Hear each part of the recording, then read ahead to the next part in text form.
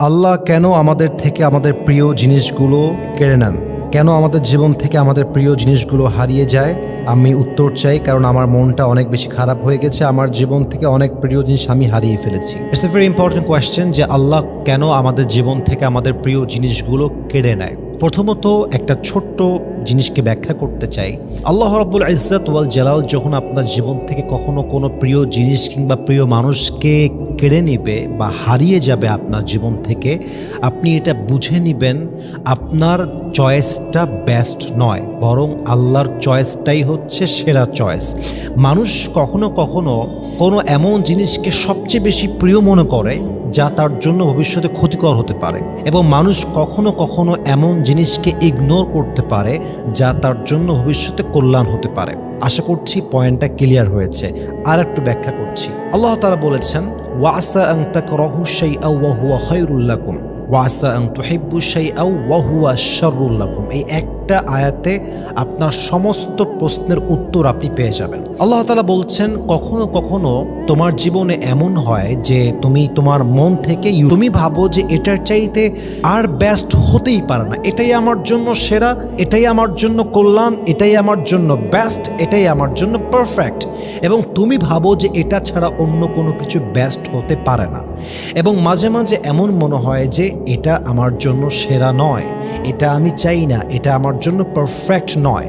কিন্তু আল্লাহ তাআলা বলছেন, যা তুমি অপছন্দ করো তা তোমার জন্য কল্যাণকর হতে পারে, যা তুমি পছন্দ করো তা তোমার জন্য অকল্যাণকর হতে পারে। কারণ আল্লাহ বলছেন, তোমার জ্ঞানটা একদম সীমিত জ্ঞান।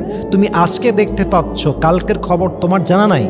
মনে হচ্ছে এই মানুষটা আমার জীবনে আজীবন থাকলে আমি খুশি হব, কিন্তু হতে পারে এই মানুষটা বেঈমান, হতে পারে এই মানুষটা তোমার জন্য কল্যাণকর নয়। তুমি আজকে দেখছো, বাট ভবিষ্যতের খবর তোমার জানা নেই।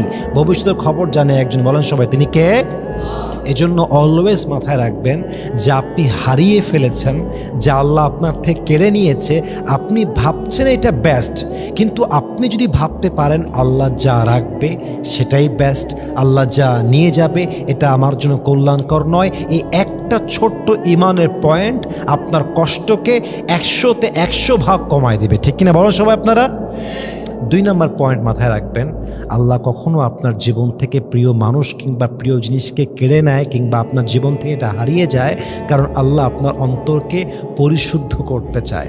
অনেক সময় আমাদের জীবন থেকে প্রিয় মানুষ হারিয়ে গেলে, প্রিয় জিনিস হারিয়ে গেলে আমরা আল্লাহর নিকটবর্তী হয়ে যাই, আমরা আল্লাহকে চিনতে শুরু করি, আল্লাহর জন্য আমাদের হৃদয়ে ভালোবাসা তৈরি হয়ে যায়, আল্লাহর প্রতি আমাদের মায়া তৈরি হয়ে যায়। অতএব যদি কখনো আপনার জীবন থেকে প্রিয় জিনিস কিংবা প্রিয় মানুষ হারিয়ে যায়, মাথায় রাখবেন এটা আল্লাহ নিয়েছে একটাই কারণ আল্লাহ চায় আপনি তার সবচাইতে কাছের বন্ধু হয়ে যান। সুবহানাল্লাহ পড়বেন না আপনারা সবাই? 3 নম্বর একটা কারণ হতে পারে, আল্লাহ আপনাকে টেস্ট করছেন, আল্লাহ আপনাকে পরীক্ষা করছেন যে আমি আমার বান্দার থেকে তার সবচেয়ে প্রিয় জিনিস কেড়ে নেওয়ার পরে আমার বান্দার রিয়াকশনটা কি হয়। যেমনটা কোরআনে আল্লাহ তাআলা বলেছে, আল্লাহ বান্দাকে সব দিক থেকে পরীক্ষা করবে, জানের পরীক্ষা, মালের পরীক্ষা, সম্পদের পরীক্ষা, ক্ষুধার পরীক্ষা, পরীক্ষার শেষ নেই। কিন্তু আল্লাহ দেখতে চায় যে আমার বান্দার রিয়াকশনটা কেমন হয়, আমার বান্দা কি অস্থির হয়ে যায় না ধৈর্যশীল হয়, আমার বান্দা কি আনগ্রেটফুল হয় না গ্রেটফুল হয়। আমার বান্দা যদি ধৈর্যের সাথে শুকরগুজার হয়ে বলতে পারে, আল্লাহ তুমি যা নিয়েছো তাতে খুশি, আল্লাহ তুমি যা দিবা তাতে আমি খুশি।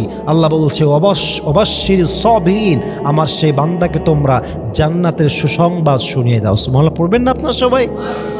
এজন্য আল্লাহ আপনার জীবন থেকে কখনো কখনো প্রিয় জিনিসকে উঠিয়ে নেয়, প্রিয় জিনিস হারিয়ে যায়, আল্লাহ কেড়ে নেয়। আল্লাহ আপনার রিয়াকশনটা দেখতে চায়, আপনার সবরটাকে আল্লাহ টেস্ট করতে চায়। সর্বশেষ একটা কারণ বলে শেষ করতে চাই, আপনার জীবন থেকে প্রিয় মানুষ কিংবা প্রিয় জিনিস হারিয়ে যায় এর কারণ হচ্ছে আল্লাহ আপনাকে অনেক উত্তম কিছু দিবেন। যেমনটা আল্লাহ বলছে, বান্দা তোমার জীবন থেকে যা হারিয়ে গিয়েছে মন খারাপ করো না, ভেঙে যেও না, ভয় পেও না, ভরসা হারিও না, আমার উপরে ভরসা করো। তুমি তোমার অতীতে যা হারিয়েছ তার চাইতে 1000 গুণ বেশি উত্তম আমি আল্লাহ তোমাকে দান করবো। সুবহানাল্লাহ পড়বেন না আপনারা সবাই? আল্লামা ইকবাল লিখেছেন, जो नसीब में है वो कभी छिन नहीं सकता, और जो नहीं है वो कभी मिल नहीं सकता। जो चला गया तुम्हारी जिंदगी से उस पर तुम्हें सब्र आना चाहिए, और जो आएगा उस पर तुम्हें शुक्र आना चाहिए। रब की फैसले अक़ल से तोड़े नहीं जाते, ये दिल के यकीन और ईमान से समझे जाते हैं। जो बुरा वक्त है वो भी लिखा हुआ है, जो अच्छा वक्त है वो भी लिखा हुआ है। तुम कहते हो कि अगर मेरी ज़िंदगी में बुरा वक्त आएगा तो मैं क्या करूँगा, और मैं तुम्हें कहता हूँ कि खुदा पर यकीन रखो, बुरा वक्त ही कभी नहीं आएगा। व्हाट एन अमेजिंग वर्ड्स, माशाআল্লাহ। উনি বলছেন যে কপালে যা আছে হারিয়ে যাবে না, আর যা নাই তা কখনো আসবে না। আল্লাহর সিদ্ধান্ত বোঝার জন্য অন্তরে ঈমান থাকতে হয়। আরে ভাই রে, যা খারাপ সময় লেখা আছে এটা আসবে, যা ভালো সময় আছে তাও আসবে।